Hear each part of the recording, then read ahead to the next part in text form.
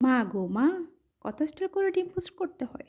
আমাদের সময় একটা ডিম পোস্ট করে আমরা ৮ জনে ভাগ করে খেতাম। এখনকার ডিম পোস্ট দেখলে গা জ্বলে। যাই হোক, একটা ডিম ভেঙে নিয়েছি। এবার ডিমের সাদা অংশ আর কুসুম আলাদা করে নেব। চুলায় একটি ফ্যান দিয়ে দিয়েছি। এবার ডিমের সাদা অংশ ফ্যানের মধ্যে দিয়ে ভালো করে ডিসকুনাস দিয়ে একটু ঘুরিয়ে নিব। ডিমের সাদা অংশ যাতে সারা দেশে ছড়িয়ে যায়।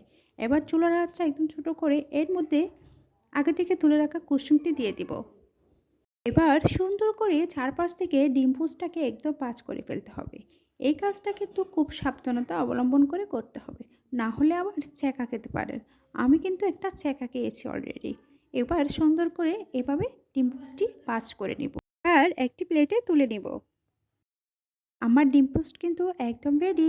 আপনারাও চাইলে এভাবে ডিম পোস্ট করতে পারেন। এবার টেস্ট করে দেখব আমার এই তৈরি করা ডিম পোস্টটি কেমন হয়েছে। আসলে তো অনেক টেস্ট হয়েছে।